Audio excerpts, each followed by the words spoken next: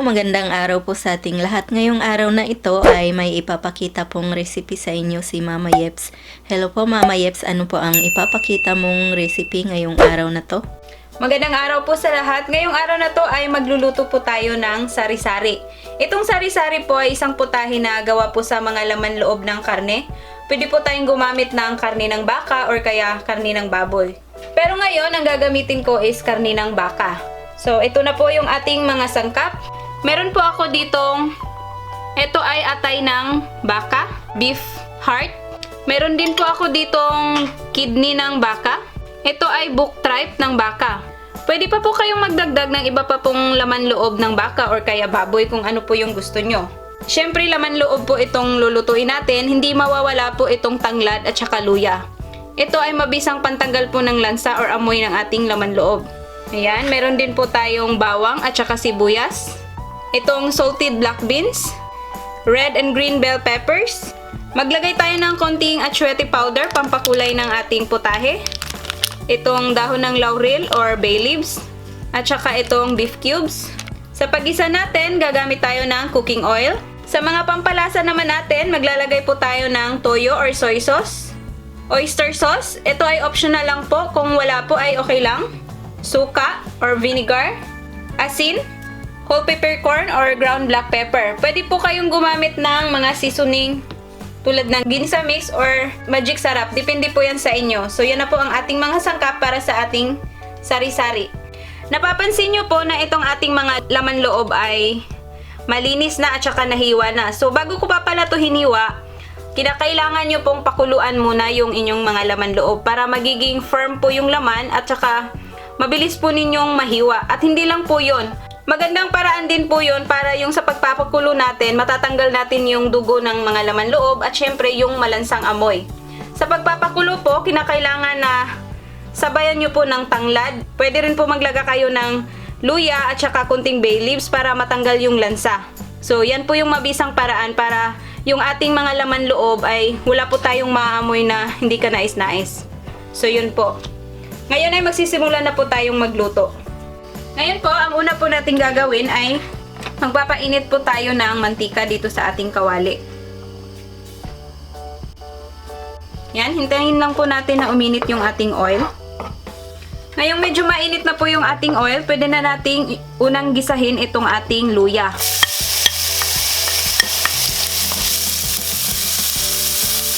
Mas maraming luya, mas masarap po dahil nakakatanggal po ito ng langsa.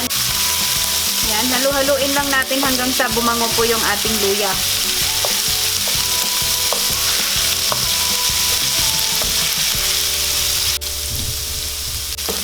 Ayan, isunod po natin itong ating bawang.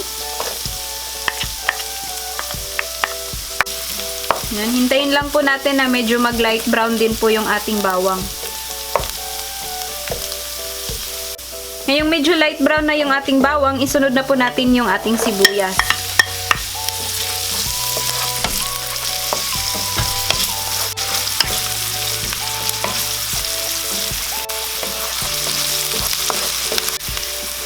Ayan, medyo luto na din po yung ating sibuyas. So, pwede na nating ilagay itong ating kidney ng baka. So, unahin ko to kasi ito ay medyo matigas pa po siya. Hindi ko po siya masyadong napalambot. At saka itong ating puso ng baka. Yan, pagsabayin ko na po yan. Ito kasing atay, medyo malambot na siya. Mabilis lang po siyang maluto. Kaya, ihuhuli ko na po yan. Pero, depende po sa inyo. Pwede nyo naman pong pagsamasamahin na lahat yung mga laman loob.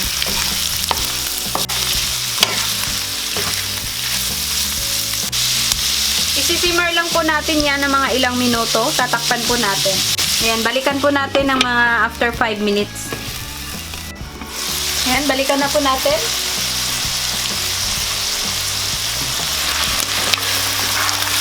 Ayan, halu-haluin lang natin.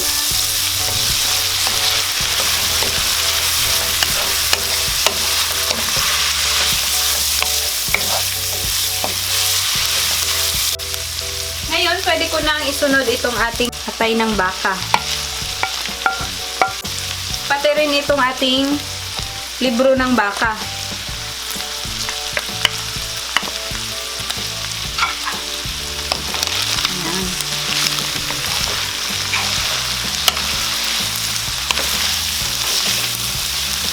Haluin lang natin.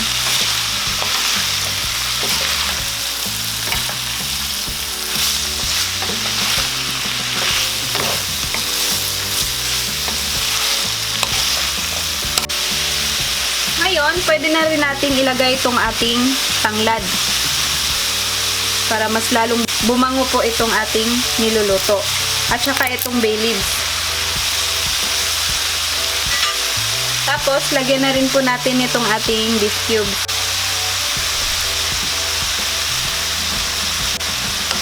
Haluin muna natin.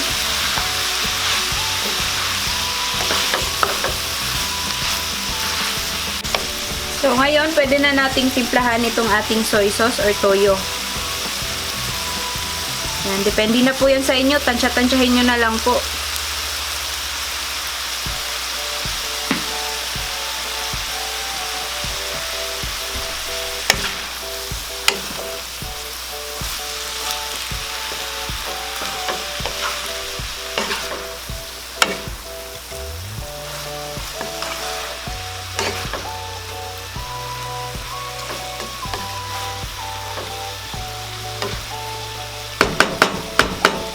Tatakpan ko po siya ulit para ma-absorb po yung lasa ng mga nilagay natin.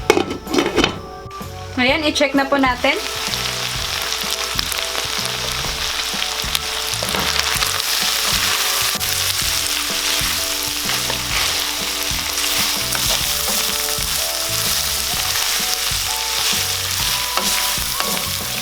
So, ngayon, pwede ko nang lagyan itong ating oyster sauce.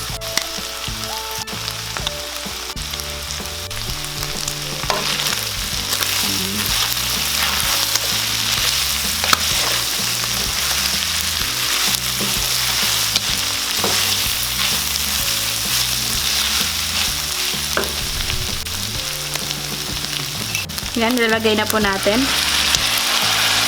Para mas maganda po yung kulay ng ating niluluto. Kung medyo natuyo siya, pwede nyo pong dagdagan ng kunting tubig. Yan, magdagdag po ako ng kunting tubig kasi yung ating kidney at saka yung puso ng baka ay medyo matigas pa ng konti. Pero, huwag nyo po masyadong damihan. Yung sakto lang. Kasi, itong sari-sari ay hindi po siya masabaw. Pero, kung mahilig po kayong may konting sauce, pwede naman. Nasa sa inyo po yan. Kung medyo maputla pa yung kulay, pwede nyong dagdagan pa ng atsuete powder. So, ngayon, timplahan na po natin. Lalagyan ko na po ng konting asin. Yan, depende na po yan sa inyo kasi nakadepende naman po yan sa inyong panlasa. Tapos, itong ground black pepper. Nakalimutan ko pala, maglalagay pala tayo ng sili nito. Kasi, mas masarap to pag medyo may konting anghang. Pero kung hindi kayo mahilig sa maanghang, pwede nyo pong tanggalin yung sili.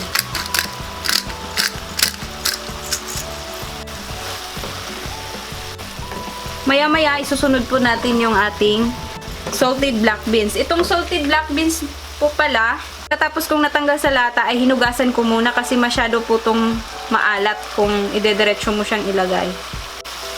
So, sisimmer lang po muna natin ng mga ilang minuto para mas medyo maluluto pa po yung ating atay at saka yung heart ng baka. Tatakpan ko po siya ulit.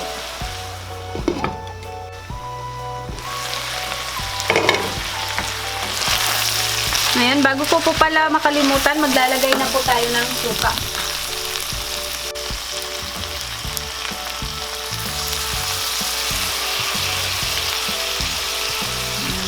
Dalawang ganito or dalawat kalahati. Yan, wag mo muna nating haluin. Papakuluin muna natin. Yan, pwede nang haluin.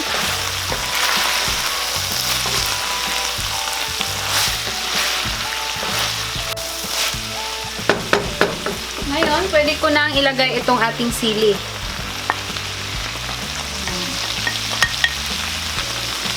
At Isunod ko na rin po itong ating black beans. Salted black beans.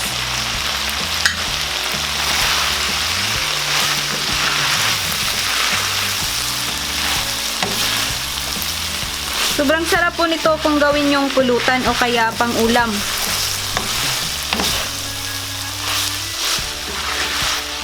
Itong putahing to ay sikat na sikat po sa mga Cebuano or Bisaya.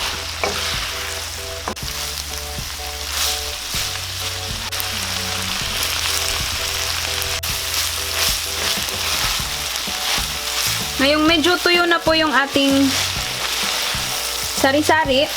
Okay na po sa inyo yung lasa niya, natikman nyo na po. Pwede nyo na pong isunod itong ating red and green bell peppers.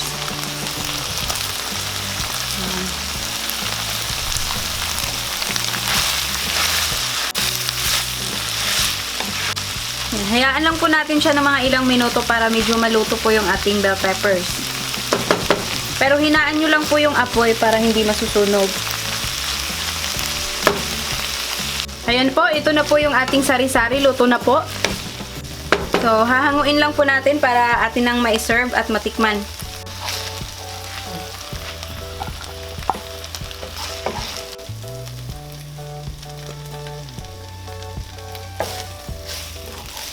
Ito na po ang ating sari-sari na niluto ni Mama Yeps. Sana po ay magustuhan nyo ang reseping ito. Maraming salamat po sa inyong panunood. Ito po ang inyong Ate Mayang na nagsasabing, mabuhay!